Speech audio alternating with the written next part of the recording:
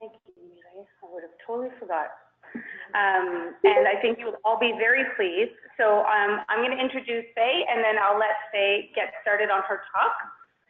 So Faye Johnstone is an experienced public speaker, consultant, and community organizer with a background in LGBTQ identities and youth mental health. They are a member of the Strategic Advisory Council of the Ontario Centre of Excellence for Child and Youth Mental Health, and a core team member of Trans Health Information Ottawa, and a fourth-year Bachelor of Social Work student at Carleton. And Faye has previously worked for a number of LGBTQ plus youth mental health organizations focused on education, advocacy, community building, and youth engagement. And Faye Johnstone prefers the she/they pronouns. Now I will do the French intro. Merci, bienvenue à la session de partage de connaissances.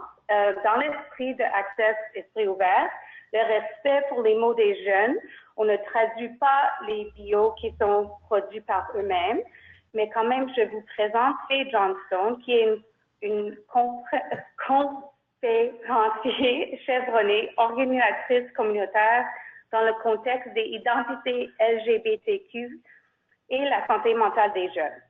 Faye est membre du Conseil consultatif stratégique du Centre d'excellence de l'Ontario en santé mentale des enfants et des adolescents et membre de l'équipe principale de Trans Health Information Ottawa.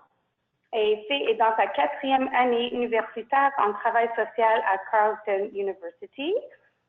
So Faye, thanks so much. This is like a super honor. And I'm so happy everyone's going to get to see what I got to see live. So I'll let you go ahead. Perfect. Thank you so much for the introduction. I'm really glad to be here. This is a great opportunity for me and to share some of my thoughts with you folks. So again, I'm going to be speaking on stepping up on queer and trans youth mental health.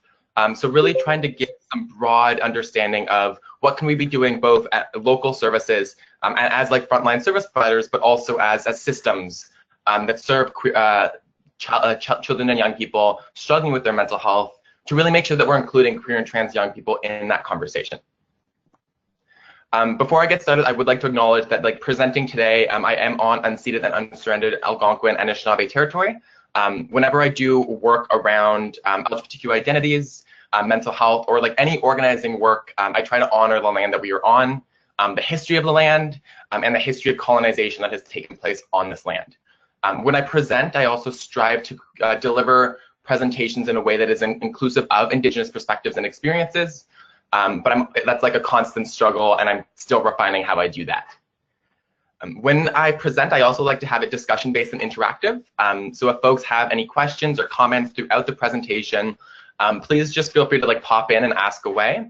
I will note that I tend to talk very quickly and get into a bit of a flow, so don't feel worried about pushing me a little bit, and I will quiet down and let you folks ask your questions. I also try to create a safer and braver space. So the idea of a safer space is that we are inclusive of different identities and experiences, and it's not something that we do perfectly and that we can never do perfectly, but it's about trying to create a space where folks feel safe and comfortable, and if there is something that goes wrong, where we can address that as a group. When it comes to a braver space, it's really about creating a space where a lot of the time during presentations, folks have awkward questions they don't know how to ask. And I would really encourage you to ask those questions, even if you don't have the language to do it in a way that you think is inclusive. As an educator and a community organizer, a lot of my work really does revolve around answering some of the tough questions or the difficult, awkward questions. And I would encourage you to ask those questions, because that's how we really learn and grow and move forward. You've already heard my bio and what I do, but most of my work in Ottawa and provincially is focused on supporting LGBTQ or queer and trans young people. I'm a queer and trans young person myself, and what I see from our communities is a lot of struggles with mental health and struggles accessing mental health services. And so lots of my advocacy is around how do we address the specific and unique mental health needs of queer and trans young people, but also how do we do it both specifically for that population, but also how do we build services that aren't specific to queer and trans young people that are still inclusive and affirming of their identities. So that's a bit of what I'm hoping to cover today. So I'm going to dive right into it. I find that language is pretty complicated when we talk about LGBTQ identity, so I want to ground us in some of the common language that I'll be using today. Some of these folks will know, some of them might be new terms, and again, if you have questions, please ask away. So straight, as is usually one of those ones that everyone can figure out, straight means somebody who is attracted to people of the opposite gender. So a man who is attracted to women, a woman who is attracted to men. The word queer is an umbrella term for diverse sexualities other than straight. So that includes lesbian folks, gay folks, bi folks, and queer is also like a specific identity label. So it's both an umbrella term for every sexuality that is not heterosexual, and it's also a term that people use personally to identify with themselves. So I use the word queer instead of like gay or lesbian or bi, because I feel like it communicates more accurately who I am. And I also feel like it's not anybody's business to know like the specifics of my complicated sense of sexual identity. When it comes to the word cis, cis is also used as cisgender. So cisgender means when you are born and the doctor looks at your body parts and says, hey, because you have these body parts, you must be a boy. If you grow up and identify with the gender that the doctor decided you were when you were born, you would describe yourself as cisgender. So if I was born and I had what the doctor called male bits and I identified as a man, I would be cisgender. The word trans, on the other hand, is an umbrella term for anybody whose gender identity is different from the gender identity the doctor assigned them at birth.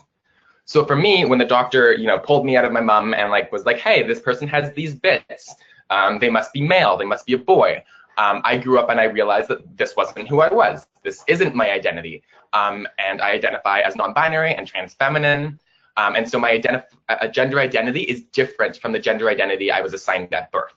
So trans is a very broad umbrella term that includes, folks who identify with a whole rainbow universe of different labels, including agender, non-binary, transsexual. Like there's a huge list of them.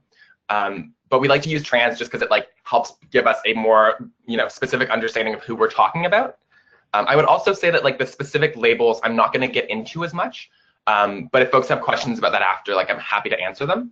Just because there are so many labels out there, and a lot of the time it's just about understanding the complexity of what does it mean to be trans and how does gender identity work, and then you can learn the language as you go.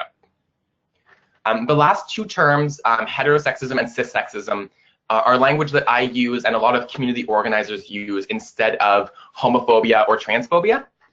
Because homophobia and transphobia indicate an instance of, oh my goodness, I'm so scared of trans or queer people. And it doesn't really encompass the huge systemic oppression that LGBTQ people experience. So when I say heterosexism, I mean the systemic privileging and normalization of heterosexual identities. So when somebody is straight and they grow up, their identity is normalized. They don't have to explain themselves. But it's also reflected in the media. It's reflected in every workplace. The world is built in a way that normalizes and caters to the needs of heterosexual people, and by extension, it marginalizes everyone who doesn't fit into that box. That is seen in a huge amount of different facets, both when it comes to representation in media. There are very few TV shows or movies or news articles that cover or identify queer people. But it's also the very fact of having to come out and explain our identities and have to prove to the world that we're not what they think we are. Cissexism is the same idea, but when it comes to trans folks, so we live in a society that normalizes and privileges cis folks. What that means is that your gender is never questioned if you're cis. Your gender is never, you don't have to prove that you're a woman if you were assigned female at birth, because everyone's yeah, you have the right bits, you must be a woman. So it's really the systemic privileging of cisgender identities and the marginalization and othering of trans people.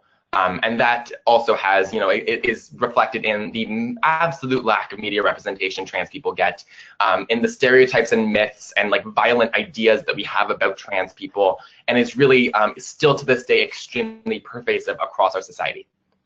I'm going to pause really quickly now and ask if anybody has any questions about these definitions. Okay, sounds like we're good to go. So I'd like to start by, again, giving some of those basic ideas that ground how we talk about gender and sexuality. This is the gender unicorn, which is taken from, you can see the link, it's a TSER, so Trans Student Education Resources. They created this as a way to help folks understand what gender is and how we like interpret it in our world. So you have gender identity, which is really an internal sense of gender, deep down within each of us, and this applies to people who are cisgender as well. We all have a gender identity, a gender with which we identify, a gender that we know is who we are at our inner core. And that can be male or female, that can be non-binary, agender, or you can say that you identify without any gender and don't have a gender to begin with, which would be agender. So entirely separate from gender identity, so who you feel as your inner core, we have gender expression. So that's how you express yourself. And that is not directly linked with your identity. So for example, we know that there are men who love to present feminine, and there are women who love to represent masculine. So there's no intrinsic link between identity and expression, though a lot of trans people put a lot of time and effort into making it so that their expression matches their identity, because it is a way of communicating their gender. And also a matter of safety, because when you don't reflect what people expect, or when you look like you're trans, you are opened up to a lot more violence. Next up, we have sex assigned at birth.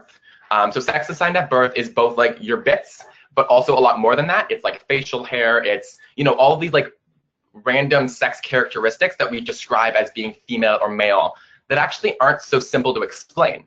The Olympics have a different mechanism to assess your gender or like your sex than local sports teams do, or than the National Hockey League has. So when we think about sex assigned at birth, we usually think of it as female or male, but there's actually a huge spectrum in sex as well. The last two are pretty simple. So we like to split physical attraction with emotional attraction. Physical attraction is, you know, like, oh my goodness, I am into women because women have really cool bodies and like I want to do things with women, or same thing with men or other genders. Emotionally or romantically attracted is more, you know, like I want to date these people. I have mushy feelings for these people. And we'd like to separate those because we know that in our community there are people who are asexual, who tend not to be interested in sexual attraction or experience sexual attraction. And we know there's aromantic people, so people who don't experience romantic attraction. And this just tries to tie those out a bit so that we can be inclusive of all of those different experiences. Sometimes these match up. So if I were really to home in on my sexual identity, I identify as bisexual, so I'm attracted to both men and women and other genders, both physically and emotionally. But there are also people who are physically attracted to men, but only romantically attracted to women. And so this honors their experiences. Okay. So I'm going to try to dive in a bit more in terms of, you know, like what is anti-oppressive practices in LGBTQ communities. So how do we work with queer and trans communities in our services in a way that validates their experience and their identities? So first off, an understanding that queer and trans communities and organizers have had for a very long time is that gender and sexuality are socially constructed. So there isn't a biological basis for sex or gender or sexuality, though at the end of the day, most of us, like, I don't care if there's a gene that is the gay gene or the trans gene, but it's important to understand that gender and sexuality differ in different cultures, in different communities, in different societies. And so the way in which we understand them is deeply and intimately socially constructed. And that's shown, for example, in the fact that our understanding of gender and sexuality in the West and in Canada is different from understandings of gender and sexuality in different countries and in different cultures. That's also shown in the way that our understanding of gender and sexuality has evolved over the centuries. If you go back 200 years, the word homosexual didn't exist. We didn't have the understanding of sexuality that was identity-based, but it was action-based. So, you know, like there were men who had sex with men, but they weren't considered gay. That's also about decolonizing our understanding of gender and sexuality, which is tied very much with this idea of sexuality as a socially constructed concept. A lot of the time, as folks from, as Western folks, we take our understanding of these concepts and apply them to other communities.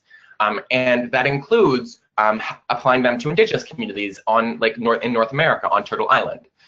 And so decolonizing our understanding of gender and sexuality is about realizing that our way of understanding gender and sexuality isn't and doesn't have to be the same as other cultures, and that we need to make space for their understandings and not impose ours on them.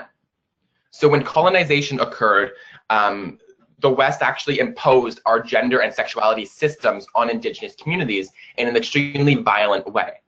And what that led to is current issues in terms of like accepting and celebrating Indigenous LGBTQ people.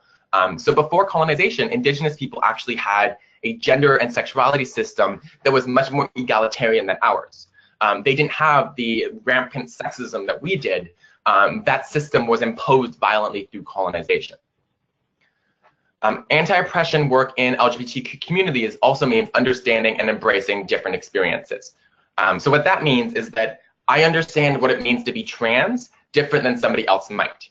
I don't think of mine as a medical issue or a mental illness, but there are people who do. And so we need an approach to LGBTQ inclusion and experiences that, you know, normalizes and supports this idea of gender and sexuality as socially constructed, but also supports individuals who have different experiences of their transness, because everybody's experience is different. And that's also when it comes to folks who aren't like from different demographics. My experience as a white person who is trans is going to be very, very different from the experience of a Black or person of color who is trans, or an Indigenous person who is trans. So being cognizant and aware of those differences and embracing them and not making assumptions about other people's identities is crucial to working with queer and trans identities in a way that affirms their experiences. Finally, it's about being aware of power dynamics now and historically.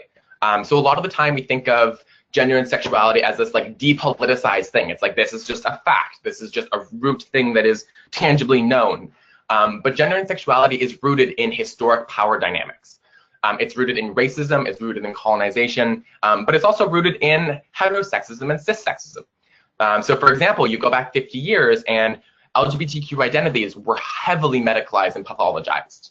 And even in mental health, we had a history of diagnosing people as trans and then like quite literally like sterilizing them or putting them in mental health institutions and really restricting their freedom. And that history impacts the realities of queer and trans communities today and the realities of how queer and trans people access mental health services.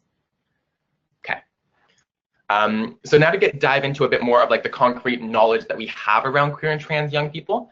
There have been tons and tons of studies that look at how queer and trans young people, and especially trans young people, experience higher rates of depression, anxiety, OCD, suicidality, self-harm, and substance use in comparison to straight and cisgender people.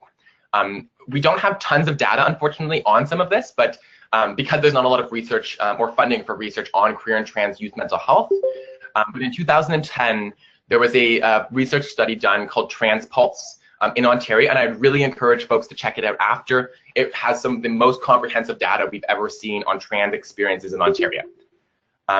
When in their study, they came to find that 47% of trans youth in Ontario had thought about suicide in the preceding year, and a staggering and terrifying 19% had attempted suicide in the preceding year.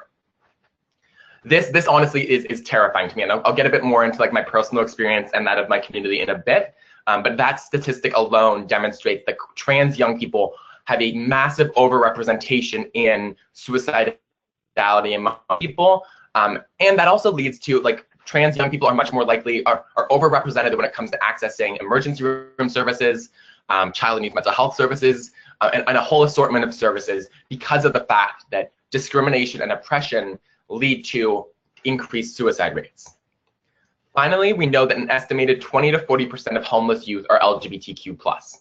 And that again is terrifying. Like when I think of how many queer and trans young people I know personally who've been homeless because of their identities and because of the fact that their families haven't accepted them, that really like I shudder to think about it to begin with. Like the overrepresentation of queer and trans young people in homelessness is terrifying, and is something we're just beginning to wrap our heads around.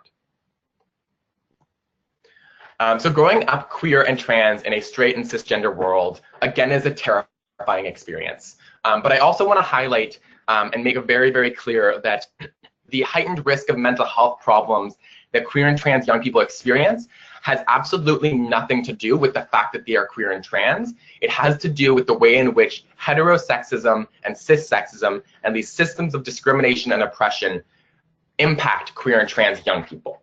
So we really need to shift the narrative to say queer and trans young people aren't the problem. The society in which queer and trans people are existing and the violence that the society imposes on them is the problem. I know personally, growing up queer and trans is a terrifying experience. I really value a lot of that experience because it's given me access to a community and to friends who really respect and affirm my identity. But it has been a terrifying experience, and it's a terrifying experience for many people. Growing up queer and trans in a cisgender and heterosexual world looks like having to prove your identity every step of the way. It looks like being afraid of rejection every time you come out to somebody. And in this world, you constantly have to come out to somebody. Whenever I go into a new space, I need to introduce my pronouns because people will misgender me otherwise. And misgendering is a microaggression. It is an act of violence. It is painful to experience. Growing up as queer and trans in a straight and cis world means when I came out 11 months ago now, wow, time passes quickly, as trans, I saw a distinct shift in how people treated me. When I go outside wearing a dress, which I often love to do, I get stared at. I get looks and glares. I've experienced more sexual harassment and street harassment since I came out as trans than in the entire 21 years before. And so when we think about growing up queer or trans in a straight and cis world, it really is about having to fight for your existence to be respected and to fight for your rights and your right to safety all too often, especially when you're just coming out, and especially for queer and trans young people. When they aren't accepted or included from the get-go, those can be very terrifying and traumatic experiences. When you have people misgender you at school or your parents not be able to support you for your queer or trans identity, that can be an extremely harmful experience that stays with you for years to come. And so I want to really emphasize that despite the fact that we talk about a world in which queer and trans young people are so included and we have these basic rights of marriage equality, and just in June we got a trans rights bill passed in the federal government, these pieces of legislation haven't trickled down into real tangible changes for queer and trans young people. The queer and trans young people that I am surrounded by, and my community is dominated by queer and trans young people because it's the work that I do. And I'm a university student who is surrounded by other LGBTQ youth and university students. We're still struggling as much as we were before these rights were passed. Yes, the world has gotten better. Yes, we have more representation. We have basic rights. But our society has gotten into this idea that we've come so far and have done so well when the community that I am part of is still struggling to survive, whereas the world thinks that we're thriving, and we're not. Many of us are, and we're doing better, and we're embracing our existences and our experiences. But the fact that almost every single friend of mine has struggled with suicidality or self-harm at some point in their life is a problem, is a terrifying problem. It is an unacceptable reality that so many young people who are queer and trans in my personal social circles struggle with suicide. And so I really want to ram home the point that we do not live in this utopic, inclusive world that we like to think about, and that we need to do the legwork on the ground, on the front lines, in our agencies, in our services, to build queer and trans inclusion into our agencies. So what's going on wrong? I think I reiterated a lot of this, but the main problem is systemic heterosexism and cissexism. We still, as a society, operate with a norm that is straight and cisgender, and that is seen, again, throughout media, throughout social media, in TV shows. When you're accessing services, the mold that we cater services to is generally a straight, cisgender, white person. And everybody outside of that isn't reflected or doesn't have their experiences considered when they're trying to access services. That has shifted and is continuing to shift, but we have not come anywhere near the place that we need to get to really address the problems queer and trans young people are experiencing. We also are facing an inability of mainstream youth, health, and social services to adequately respond to the unique needs of queer and trans young people. But because of the histories that mental health and health services have with queer and trans experiences, because of the history of pathologization, but also because of the ongoing reality where queer and trans young people aren't validated and affirmed accessing services, a lot of queer and trans young people are hesitant to access healthcare, are hesitant to access social services because they've had bad experiences. Almost every single queer and trans young person I know can tell you at least one, if not numerous, stories about their struggle accessing services. Before I came out as trans, I still identified as queer, and I've identified as queer for a number of years now, since I was 17. I have many a story of accessing a social worker and basically spending my 45-minute session with that social worker explaining my identity to them when I'm sitting here being like, hey, I'm depressed. Do you want to help me with that? So the dynamic needs to shift. We need to make sure that this history of mainstream services not being able to meet the needs of queer and trans young people is changed and addressed in a way that affirms their needs. I want to live in a reality where I can confidently refer a trans young person I know who's struggling to the local mental health services and guarantee them a service experience that is positive and affirming of their identity, and where they don't spend an entire meeting having to assert their pronouns, having to get annoyed by the gender binary names on forms where it's just male or female and they're non-binary and that doesn't reflect them. I want to see a reality where services have gender-neutral washrooms, where pronouns are respected and preferred names are something that is ingrained and accepted in agencies. Finally, there's a lack of services specific to the unique needs of queer and trans young people. So we don't just need mainstream services that are oh so inclusive and affirming. We also have to acknowledge that we are facing a systemic crisis of LGBTQ youth mental health. The lack of services specific to these needs, because of the heightened risk that young people experience who are queer and trans, they don't exist. Like, we do not have funded specific services for LGBTQ young people, despite the fact that we know queer and trans young people struggle to access mainstream services and experience heightened risk. And so we need not only inclusive mainstream services, but specific services either within those mainstream services or within community organizations to address the specific needs of queer and trans young people. I talk a lot, so I'm going to pause again and see if anybody has questions at this point. And I'll give you folks a minute to think about it as I drink my water.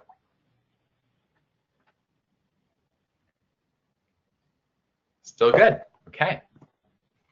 So when we talk about determinants of health for queer and trans young people, these are four of the main pieces that I'd like to highlight. So the first one is family acceptance. What we know about queer and trans, and specifically trans young people, is that their mental health and well-being skyrockets when they have supportive parents.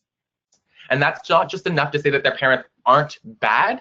It's about saying that the parents of queer and trans young people need to be supported in reaching the highest bar of accepting their queer and trans child. The biggest determinant of LGBTQ youth homelessness is family acceptance. When it comes to mental health, 57% of trans youth 16 to 24 with unsupported families had attempted suicide in the past year, whereas 4%, a much smaller percentage of 4% of trans youth with very supportive families had attempted suicide in the previous year. So we know more than anything else that supportive families have a huge impact on trans young people's mental health and well-being and on their suicidality. We also know that affirming identities and experiences is central to their well-being. When I talk about being misgendered or having my identity rejected, I think of it as a microaggression. So when I go into an agency and they use the wrong pronouns for me, or when they use my dead name, so the name that I used to use before I came out as trans, I think of every single one as a paper cut. And when I go out in public, I get a lot of paper cuts. Whenever I am with new people, whenever I'm introducing myself, too often trans young people and queer young people get these microaggressions and these paper cuts enacted against them every day. And so when we think about one paper cut, we can just shrug it off. It's a little paper cut. We don't will respond or react. We'll be in a little bit of pain, but then we can get over it. But when you think about getting a paper cut every hour or every day or constantly in your home or in your services, those paper cuts build up until they're not just a little paper cut anymore, but they're a gaping wound that is causing you constant pain. And so then when you go into a service and you have that happen to you again, it decreases your trust, it decreases your comfort level in being yourself, and it really limits your ability to access services in a way that is affirming of your identity.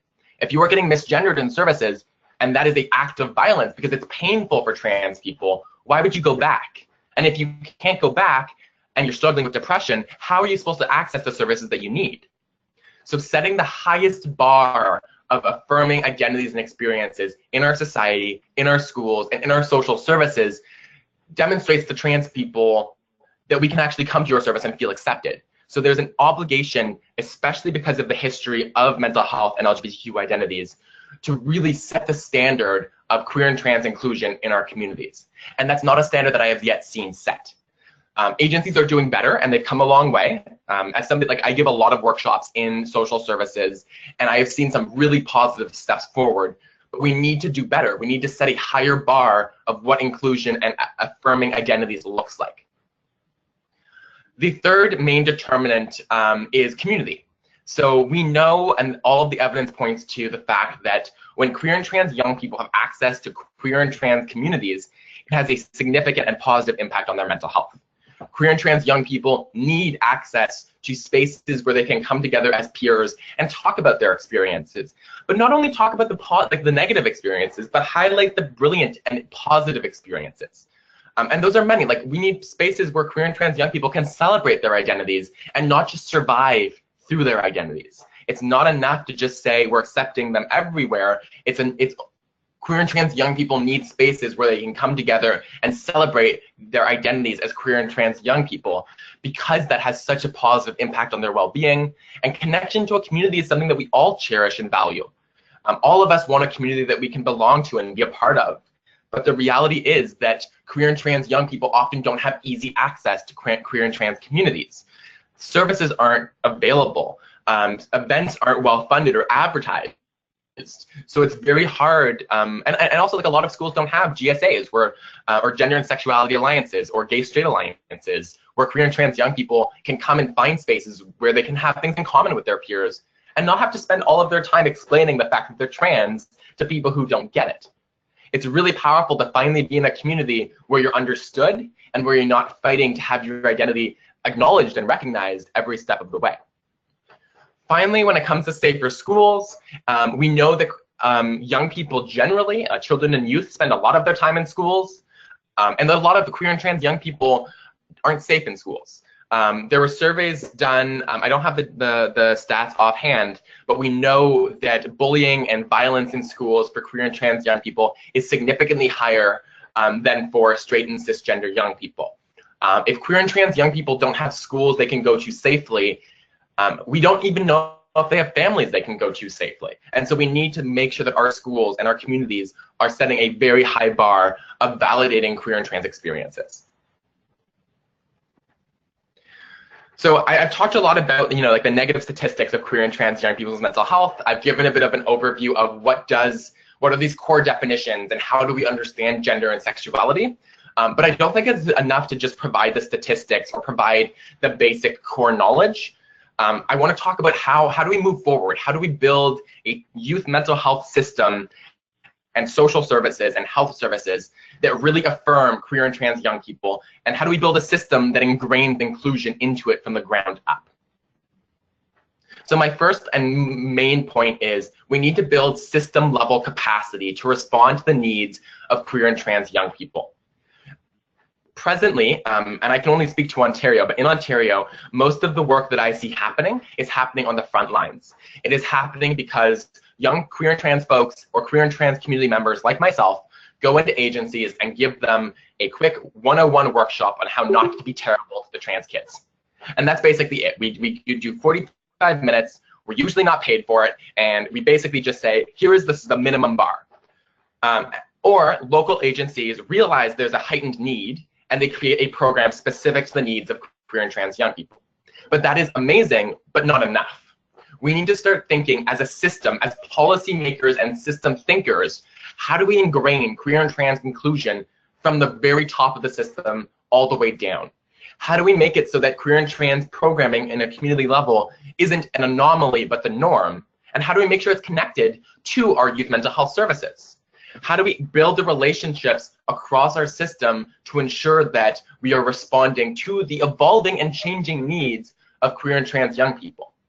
In Ontario right now, we have one single organization that is addressing the health of LGBTQ people in our province, and that's Rainbow Health Ontario. But Rainbow Health Ontario isn't a huge organization. They're not connected to every community, and they don't have the capacity to do a lot of the system level work. Within child and youth mental health in Ontario, I know of no organization or body that is consistently responding, releasing policy papers, evidence-informed practices, or supporting capacity building locally for queer and trans young people. We have a significant and overwhelming lack of provincial or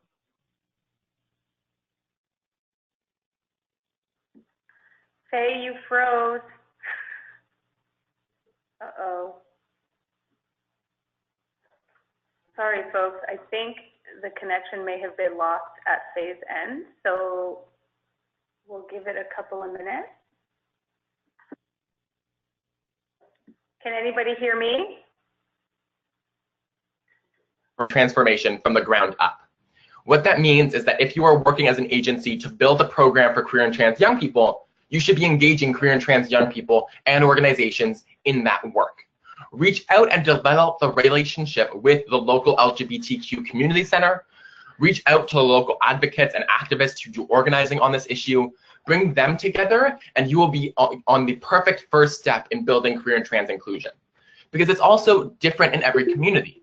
The experiences of queer and trans young people in Ottawa are very, very different from in rural spaces or in Toronto or in Indigenous communities. So engaging local young people in co-creating or advising and supporting the development of your program will make a huge difference on ensuring that program is inclusive. And it also builds you local rep. A lot of the time, and we talk about this with just youth engagement, but a lot of the time, queer and trans young people in particular have bad associations with all of our mental health services because they haven't had good experiences there. But if you can demonstrate that you are engaging with communities and engaging young people actively, that opens a new opportunity. And the young people you engage, the organizations you engage with, they will talk about you and talk about the work that you're doing in a way that demonstrates to other young people and community members that it is a space that they can access and will be sure that they can access affirmingly. So it really, like, engaging young people both creates better programs, but also helps create access to those services and encourage other queer and trans young people to come to your services. And I've seen that hugely. Like my work with Trans Health Information Ottawa, here, like in Ottawa, we engage with local organizations and we're able to help them refine the work that they do. And then we can disseminate that knowledge to other members of our community and indicate to them that this is a service that they know they can be accepted at. And that's a very hard place to get to, but it is well worth the effort because it really changes how young people access your experience and increases the number of young folks who are willing to access your space.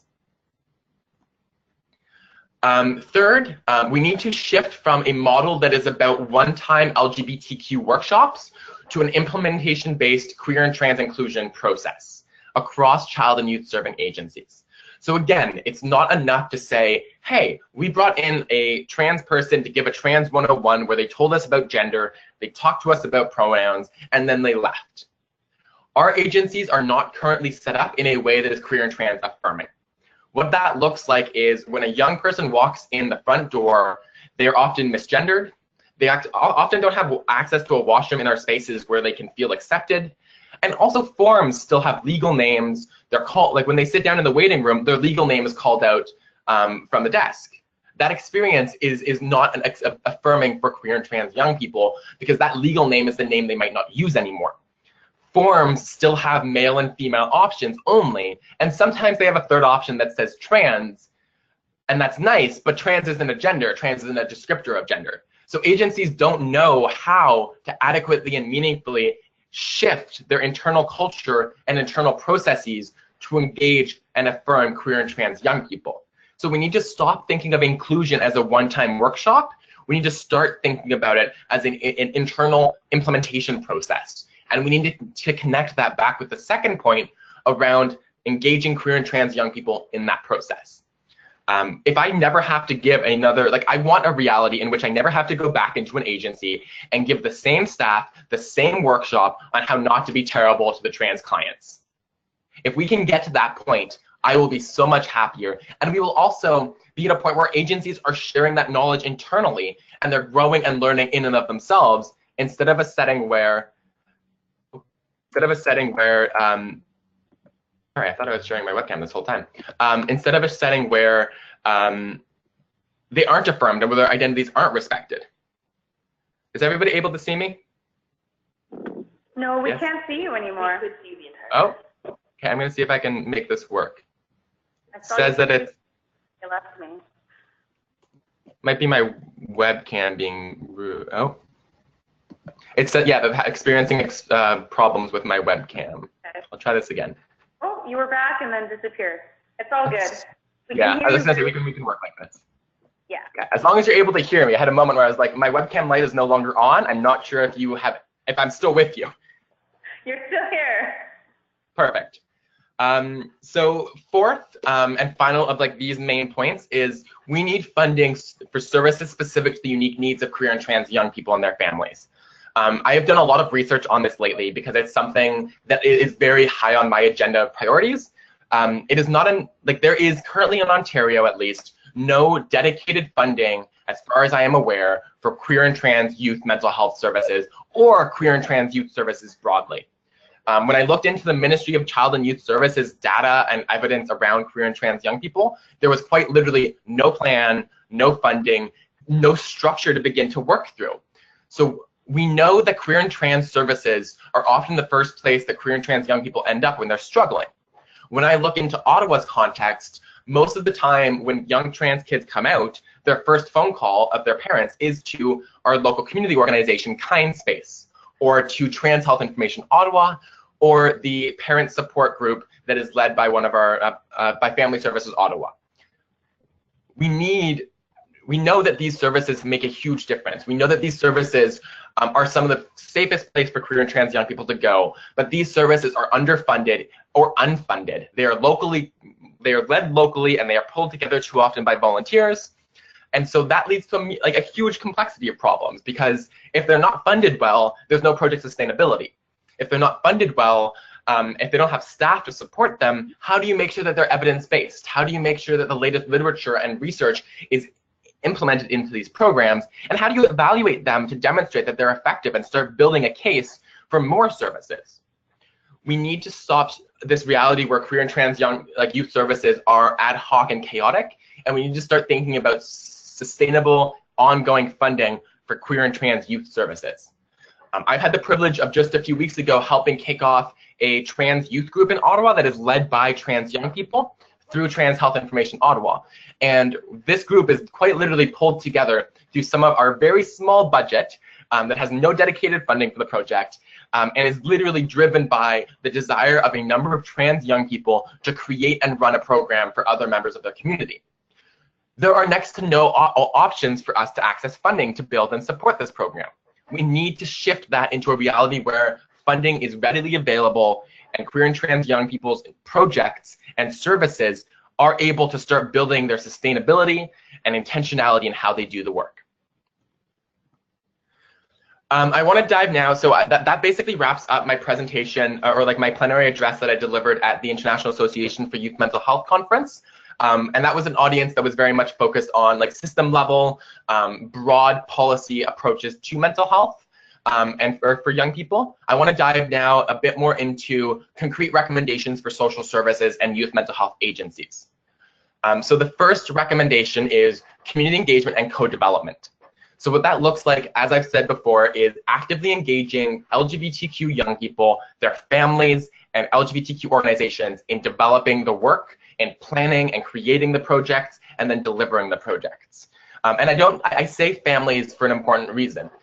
We know, as I said earlier, that families are a huge determinant of health for queer and trans young people. And the families that are supportive of their kids are very involved often in queer and trans work and in supporting mainstream organizations to be more inclusive.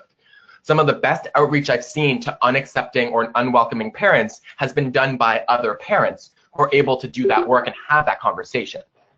So we need to do more, we need to engage queer and trans young people and their families and their organizations in every step of the work that we do on queer and trans youth. Second, we need staff-wide LGBTQ inclusion training and capacity building. So I've complained a lot about the one-time workshop that I give too often on how to not be terrible to the trans kids, but we need to also we need that training as a place to start. We need that training, and we need it to be in-depth and evidence-informed and delivered by queer and trans people. I would also note that there is a norm in LGBTQ work and work by other marginalized communities where agencies and mainstream service providers expect us to come in and do this work out of the kindness of our heart. And this is something that local organizations in Ottawa that are trans-based have really pushed back against, because we are facing an unemployment crisis in trans communities, and B, an underemployment crisis. The median income of trans people in Ontario is $15,000 a year, while trans people actually are some of the most highly educated, as a demographic, some of the most highly educated communities that exist in this country.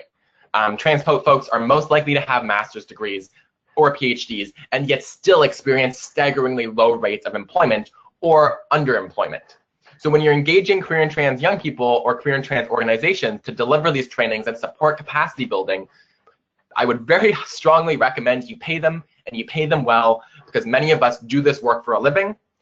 Many of us do this work on the side and deserve, like, it's a lot of work to do this kind of thing. It's a lot of work to go into an agency and talk about your personal experiences of not being treated well in that agency or by other agencies. So honor people for their time, just as we honor young people, and pay folks who do this work. We also need to implement agency-wide LGBTQ inclusion policies. So that's not just about saying, you know, we have an anti-homophobia and anti-transphobia policy. It's really about taking that implementation-based look at forms the agency has, at washrooms, at the knowledge of your staff, and how you're blatantly demonstrating that this is a space that is inclusive of LGBTQ identities.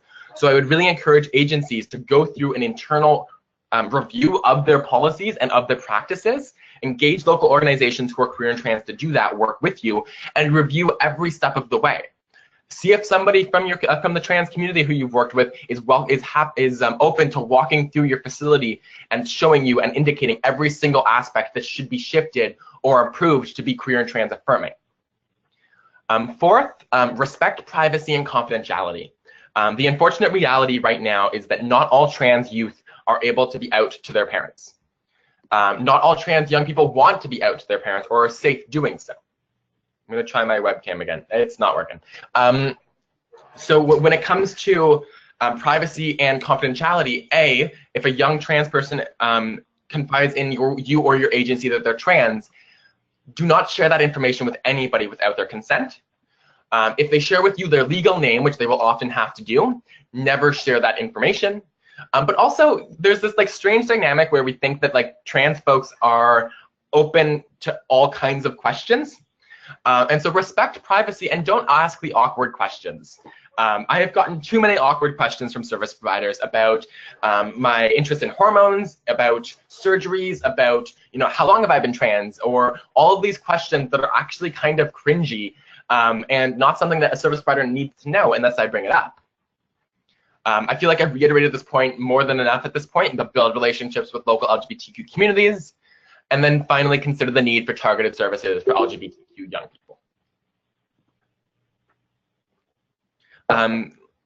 Also, I wanted to not just talk about what agencies as agencies can do, but also talk about what service providers as individual frontline workers can do. So first off, go in with humility. A lot of the time, people get really anxious about working with trans clients because they think they don't know enough and need to know everything. At the end of the day, I don't care if you can describe to me what it means to, what the word trans misogyny means or cis sexism means. I don't care if you know the latest lingo on like a different identity or what agender means or any of this like complicated lingo. Like I like it when you do, and I think we have a responsibility to have some of this knowledge and have the core basics ingrained in us when we do this work. But you don't need to know the answer to every question, and it's better to not assume that you know the answer than to presume that you do. So go in with humility. Go in with humility and respect the pronouns that a person uses. Don't assume their pronouns. Don't assume that their pronouns are linked with how they're expressing themselves. So sometimes I dress pretty masculine. Like I don't always go out with makeup like I am wearing today. I sometimes wear jean jackets that make me look a little bit more androgynous. And people make certain assumptions about my pronouns. So don't assume that gender expression has any impact on pronouns, and wait for the young people you work with to indicate to you their pronouns before you assume them. I would also welcome a setting where we don't have to have the awkward pronoun conversation. So you can get buttons or stickers or handouts that you can put on your desk, or like a trans flag sticker somewhere. Like put that up in your office, or get a button that says, ask me my pronouns. Things like that are very subtle cues that demonstrate to queer and trans people that this is a space where their pronouns will be respected and where they can affirm that identity. So a lot of the time, I think we place the burden on trans young people to assert and correct people on their pronouns. And if we can shift that to making a space where trans people can feel like they can introduce their pronouns safely, that takes the burden off of them. I know some agencies that have gone so far as to have buttons for their staff that indicate their staff's pronouns. So whenever I introduce myself in a meeting, I say, hi, my name is Faye, my pronouns are she and they. And what that means is that it opens up an option for everybody else in the room to introduce their pronouns, but it doesn't require them to do so. Not everybody is out about their pronouns. Not everyone feels safe to describe their pronouns, because pronouns can be a site of violence. If people mock you for them or have mocked you for them, it's not always safe to say what your pronouns are. So don't make assumptions, and try to provide subtle cues that are opt-in based, so people can opt into disclosure instead of being forced to disclose. Same goes for sexuality and gender. Don't make the assumption of somebody's gender. Don't make assumptions that somebody is cisgender. There's this idea that like you only ask pronouns when you can tell somebody's trans. Newsflash, not everybody who's trans is able to be read by somebody who as trans. Like we're not like, we don't wear rainbow flags everywhere we go. Everybody has at some point interacted with a trans person without knowing they were interacting with a trans person. You have interacted with a gay person or a lesbian person without knowing that they're lesbian or gay. Or you've made assumptions about them being lesbian or gay when they're actually straight. And so go in with humility and don't make assumptions, and use language that reflects a lack of assumptions. Don't ask young people about their girlfriend, ask them about their partner.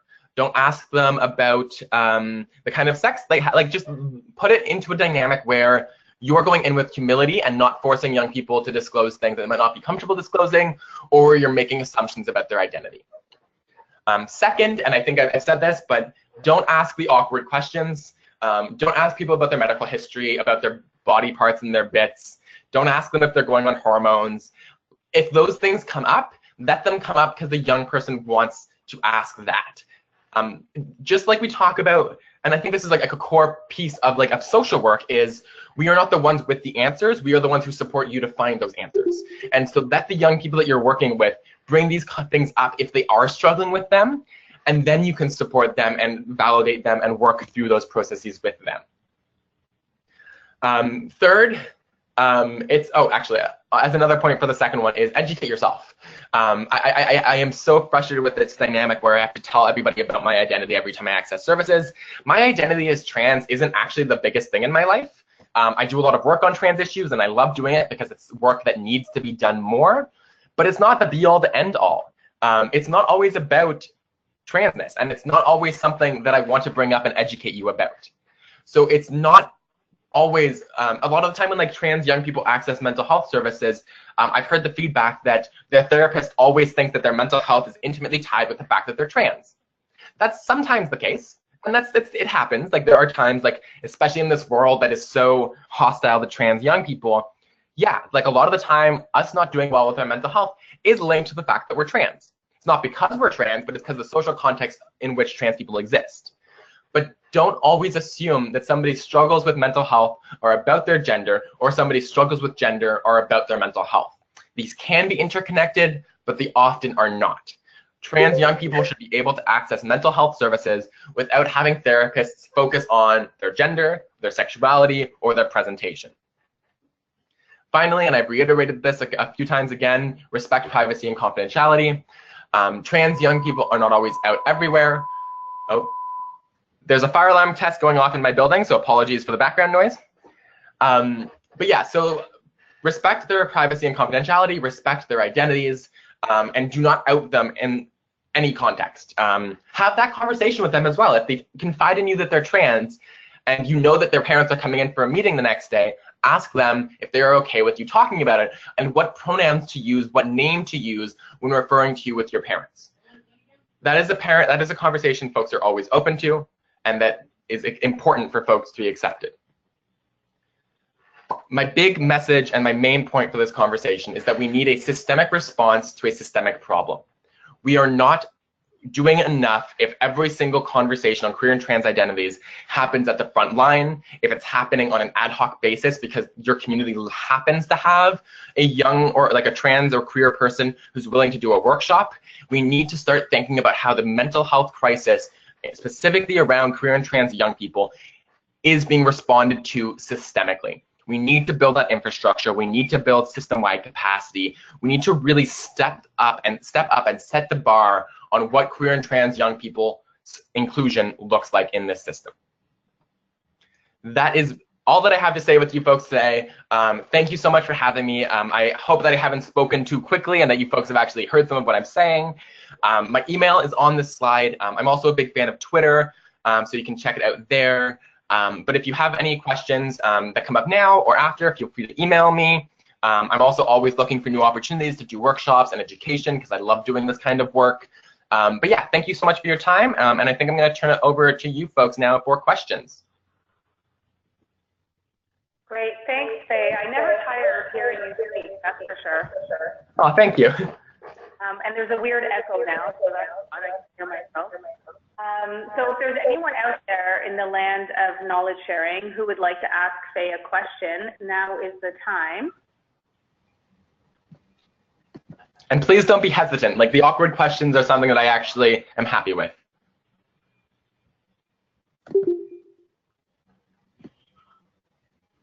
The radio silence kind of day.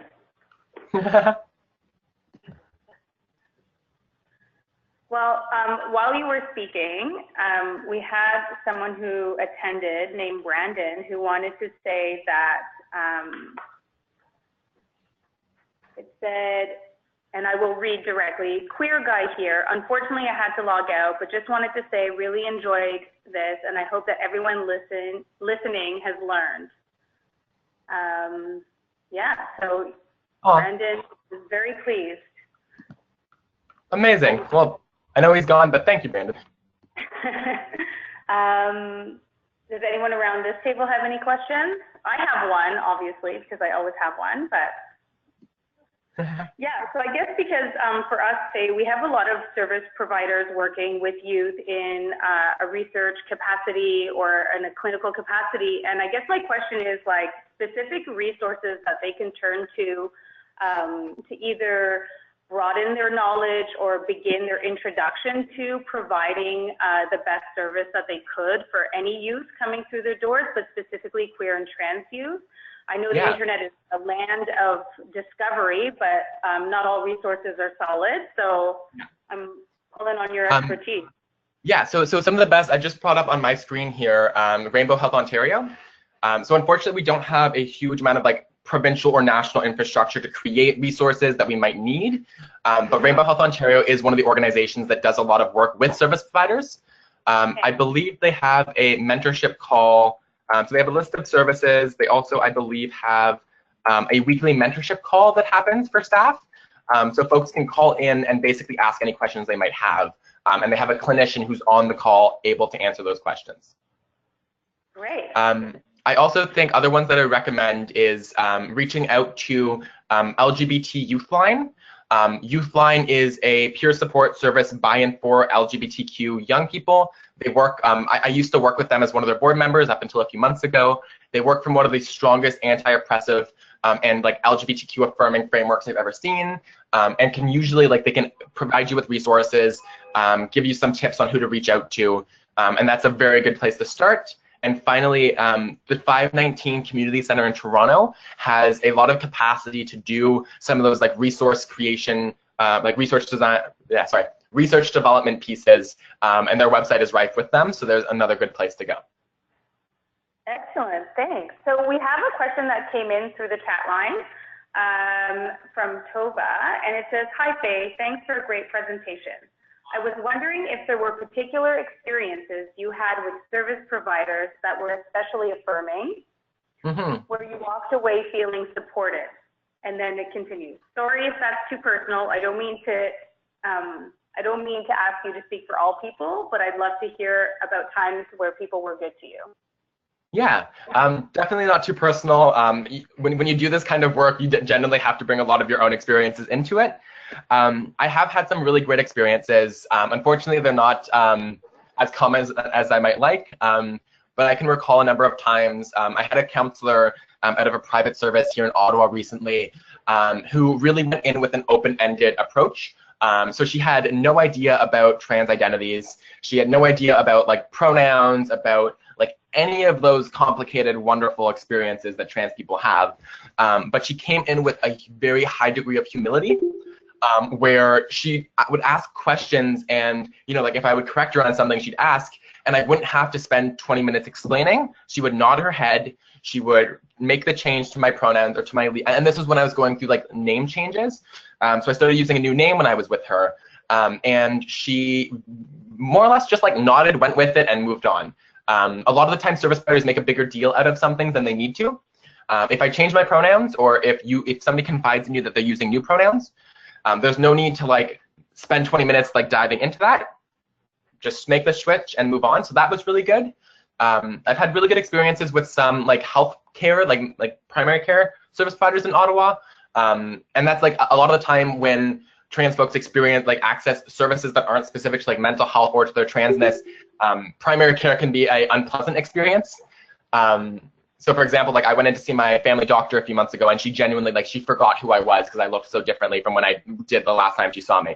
That was fun. But when I accessed the walk-in clinic at Carleton University, they were very intentional every step of the way about validating my pronouns. So from the get-go, like I brought up my student ID, and my student ID has my current name because they have a preferred name process at Carleton, but my file still had my old name. And from the get-go, they made sure to indicate that they were only going to use my preferred name. The doctor would not use pronouns until she heard the pronouns that I referred to myself with. And when she wasn't using, if she had to use pronouns, she would use they pronouns, which is something that like I actually recommend to service providers, is getting used to using they pronouns as a default until you know somebody's preferred or like stated pronouns is a good approach. Because it's basically harm reduction. If you use they pronouns, even if somebody doesn't use those ones, it is less likely to cause harm than using a pronoun that is wrong, or like that is binary, that is the opposite spectrum of gender that they're on. So I would rather anybody use they pronouns for me than use he, him pronouns.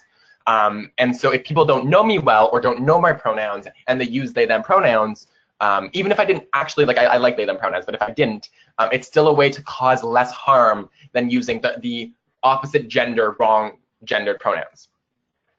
And so, yeah, that's a couple of good experiences that I've had where it's like, it's very much going in with humility, and just being open to being corrected. And like, you don't need to have all the knowledge. You just need to work from a framework that is humble and affirming and like cautiously curious. That's a really good advice. Right. Well, Faye, we're out of time, and I thank you so much. And I encourage everyone listening in the future, if you do have questions, to reach out to Faye. I'm always impressed, and I look forward to Access and myself getting to work with you again, hopefully in the future. Thank you. And again, like, thank you so much for having me. I've really enjoyed having the opportunity to deliver this talk with you folks. Yeah, I hope to work with you again in the future.